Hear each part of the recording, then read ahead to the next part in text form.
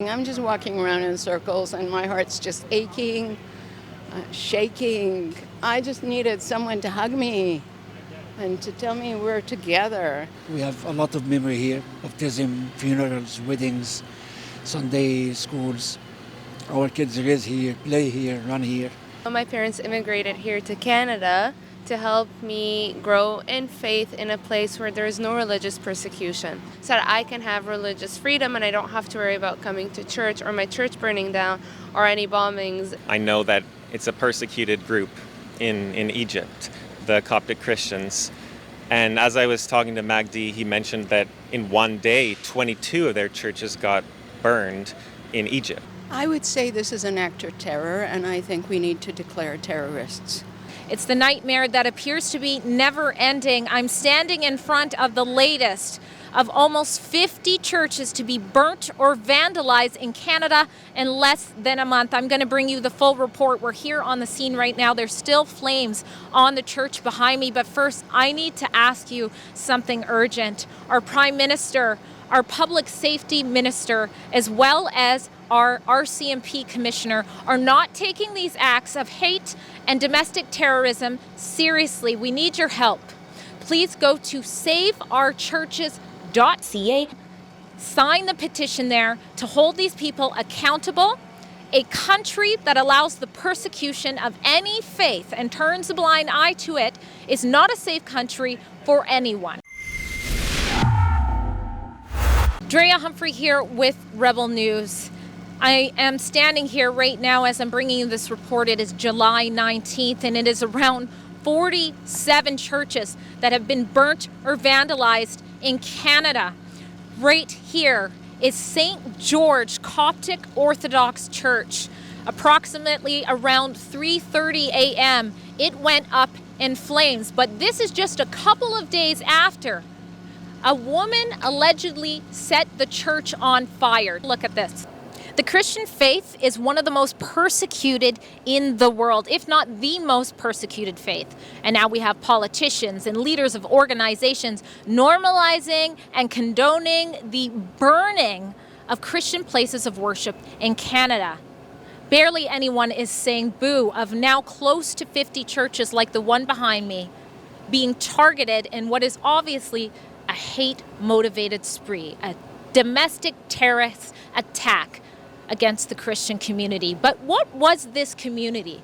This community that used to gather here, and by the way, also had a daycare with at least 65 children attending. This church that's still on flames behind me in the dead heat of the summer is surrounded by apartment buildings that could have also been burnt down. And how many families now don't have a place for their kids to be safe and go to while they work?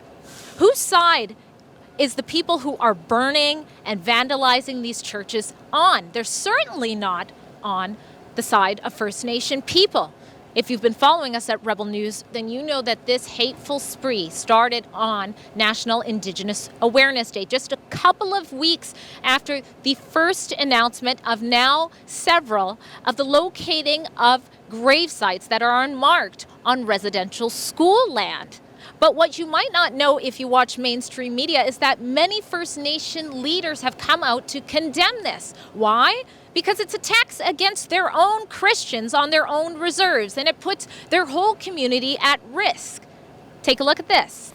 I think part of the problem here is that a lot of the young people don't understand the historical significance that the church has, that their grandparents or great-grandparents all went to that church. They went there, they had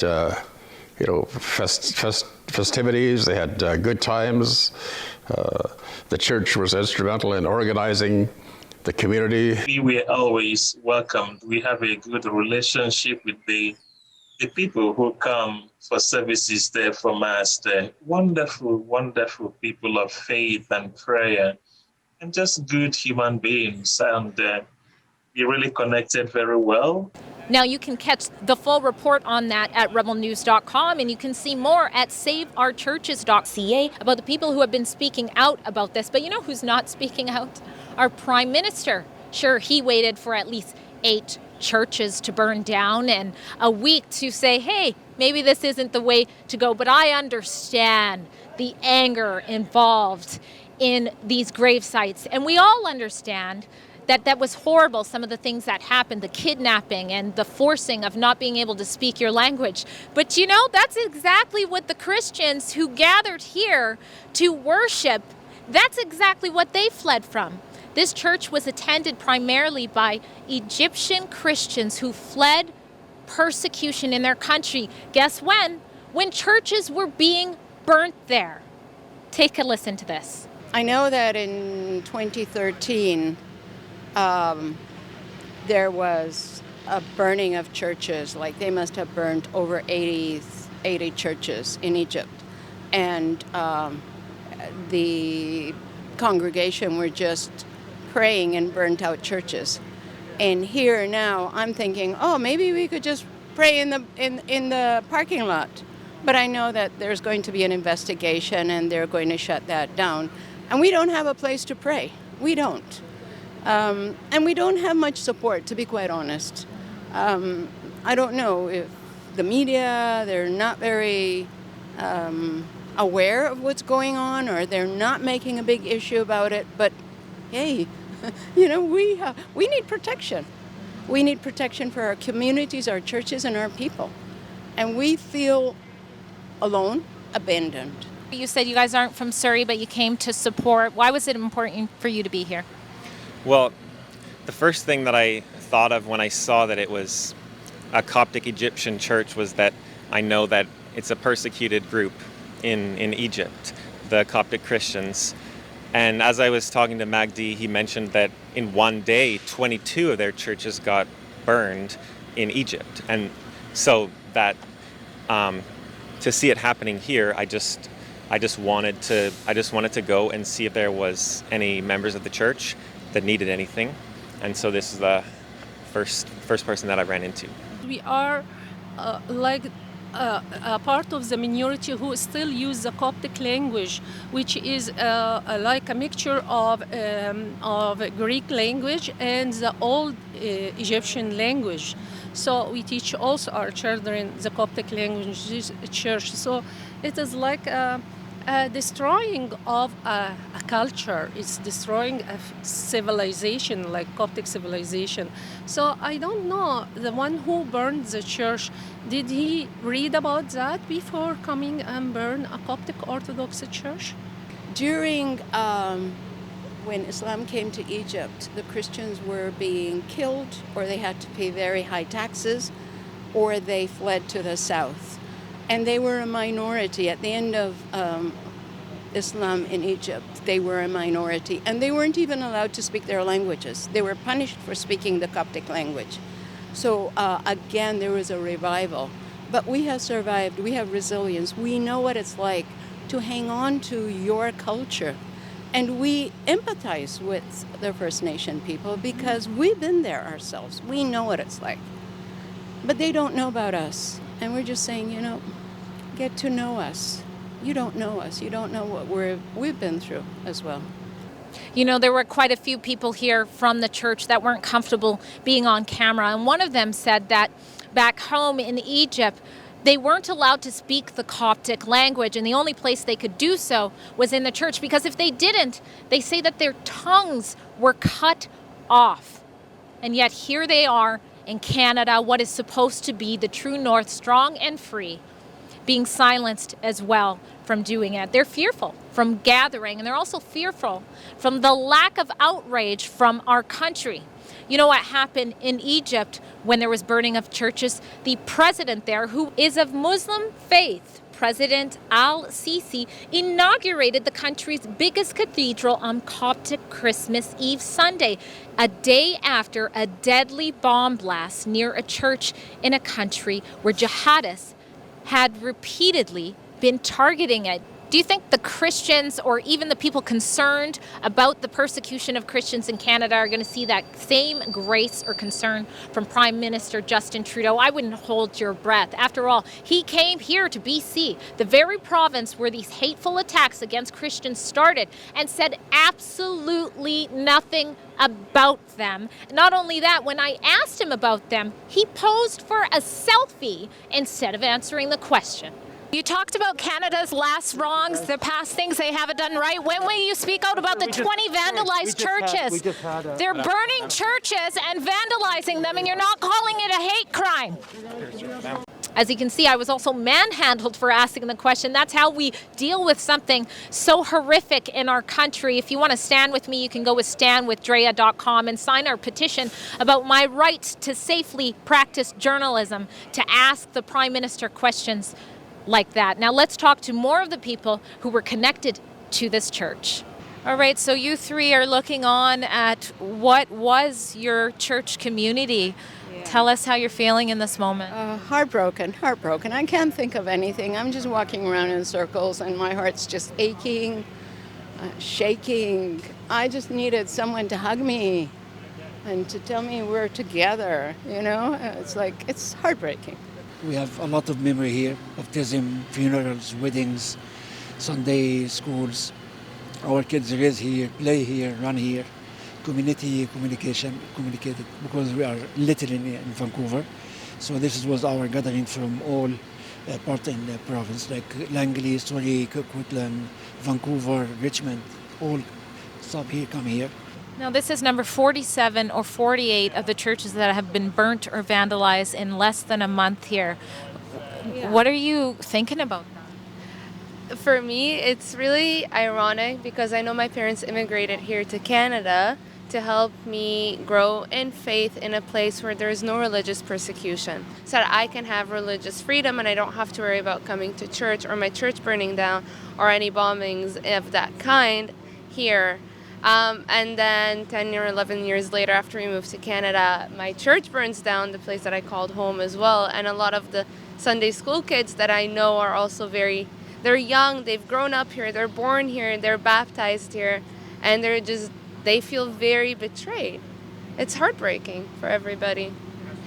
We used to teach our children, according to the Bible teachings, how to love people, how to live in peace, and we'll still have to teach them that. And even whoever burns the church, we love everyone, because this is our Christianity. This is what our parents taught us. This is what our church taught us. So, but it surprised me. We came in Canada, as my daughter said, because it is a country of freedom and security, and you have the freedom to go to church or something. Whatever you want, you're doing in the protection of the country. But now it surprised me. You asked, it surprised me how they burn churches. The churches is the place of peace. Our church is like a place, like our second home. We come to seek for peace and for love. We love each other. We teach the children since their childhood how to love everyone, how to love everybody, because this is our Jesus Christ teachings.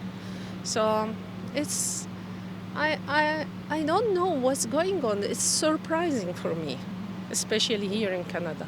Can you tell us a little bit about the history of this church and what type of Christians gather here? Okay, this church normally was a Catholic church. We bought it, I believe, 1996. And now our church is Egyptian Coptic Orthodox Church. We updated to match our style of churches, and since then we have it there. The Prime Minister Justin Trudeau has yet to call this an act of terror or an act of hate. If you could talk to our Prime Minister, what would you say to him right now? I never heard that, but he should go and read the Bible. This is what I can say to him. Read the Bible and read the Gospels and see what is Jesus Christ's teaching. It is known that he is a love and he loved everyone. This is what we follow. We are apostolic church, actually. But it surprised me that you said that, because this is the first time to hear that. I would say this is an act of terror, and I think we need to declare terrorists as terrorists. Call it what it is. This is an act against all Christians. All Christians should unite and speak up, because I think we've been quiet for too long. And when we talk about the teachings of the Bible, it's not the atrocities that happened by certain churches.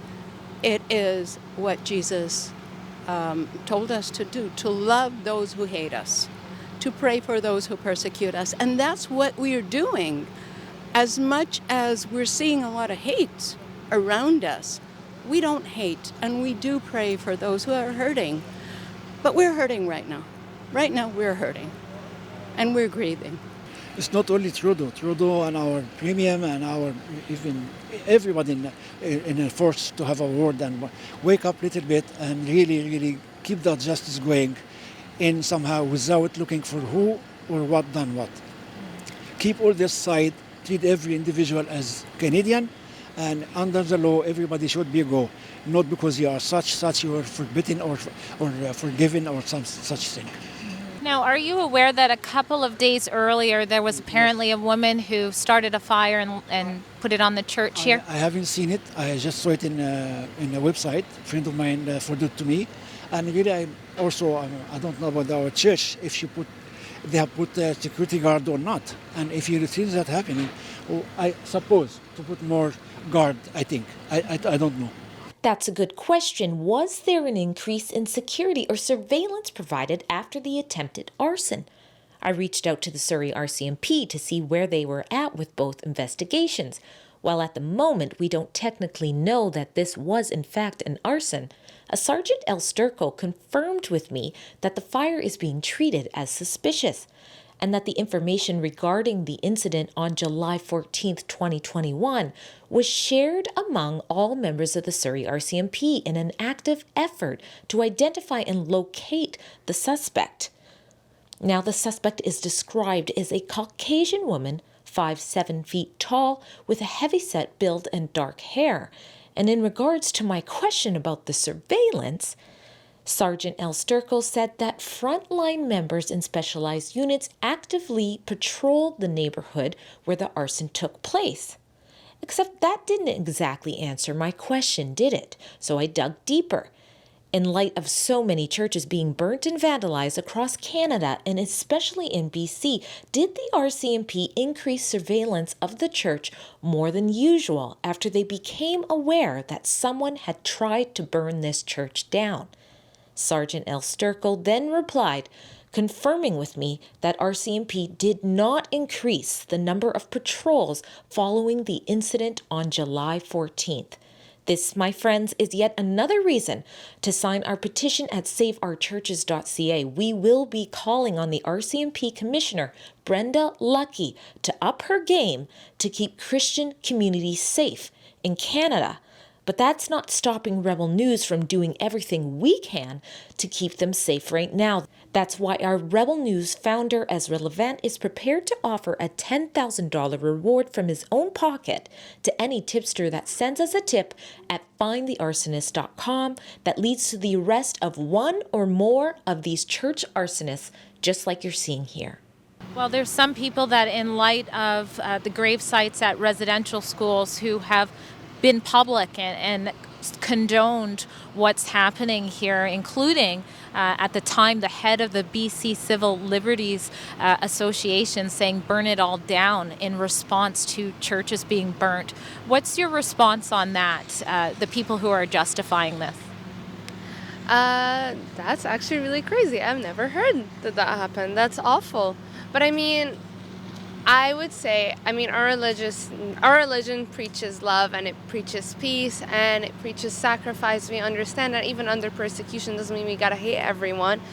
Churches in Egypt have been burning down for years and ages, and you don't see Christians going and burning places of worship for other people. But I can understand that being a rebellious act, because not everyone grew up with the same sense of love or the same sense of forgiveness that we would have, and sometimes anger takes the best of people. So I can't just completely hate on someone saying that. I can understand, because not everyone has that, love or that kindness or that peace, and maybe that's the way that they feel. It's very sad because there's always better ways to get, justice than burn everything down. But yeah, it's very sad. If something that happened, we are very sorry about the children who died and for any abuse that happened at any age. But we should raise awareness that it is not our religion, it's not our church. Go and read the Bible, read the Gospel of St. John and see how much love is there, how much Jesus taught us to love everybody, to love children. So it needs awareness. Like the people should differentiate between what happened in the history and what the Bible teachings are. Like, we love everyone. So I don't know, it needs awareness or what? I don't know actually. I think because it's a hot subject with normally the finger go to the native because the children been fighting in native lands. Mm-hmm. And yes, it is, but this is not the way how to solve a problem by another problems. Mm-hmm. Today, this has happened 100 years ago. Today, you punish who came here to Canada, have no idea what is school are before, what the system was. So, wake up a little bit. You want to go 100 years back and punish these people back. Mm-hmm. Not today. And our government really, because it's a hot subject, they don't want to touch it. They're afraid or because more politicians than anything else, if I go there, there's election coming, let it go, and that's about it. Mm-hmm. Election point. I reached out to the church. They thanked us for our concern and the work that we are doing here at Rebel News. While at this time of mourning, the priests were not ready to do an interview, the church did provide me with a statement issued by Bishop Mina, which reminds the public that this church was more than a building. It brought together a diverse congregation of Coptic, Eritrean, Ethiopian, Iraqi, and Lebanese Orthodox believers and allowed them to practice their ancient holy rites that have been preserved over centuries from their forefathers who keep the faith defying great odds. They also are calling on Premier John Horgan, the same premier who walked right past me when I asked him about the recent attacks on churches and Christians in his province. Will you condemn the burning of churches in our province a hate crime, Horgan? Can you keep the weight? Will you acknowledge persecution against Christians in British Columbia? And they are also calling on the City of Surrey and all authorities in the province of BC to take measures to support communities of faith during this difficult time. We've attached the church's full statement along with how those who wish to donate to the church during this difficult time can do so on our written report of this incident at rebelnews.com. Rebel News has been one of the only voices to tell it like it is about these attacks against Christians in Canada. If you support our type of journalism, please go to rebelnews.com. Give us your phone number and your email there so that we don't lose touch, because there are a lot of forces trying to silence us from giving you these types of reports. Rebel News is not just fearlessly reporting on these attacks against Christians right now. Our founder, Ezra Levant, has offered $10,000 of his own money as a reward to anybody who gives us a tip at findthearsonist.com that leads to the arrest of any of the arsonists who are doing these to Christian places of worship. Again, that is findthearsonist.com.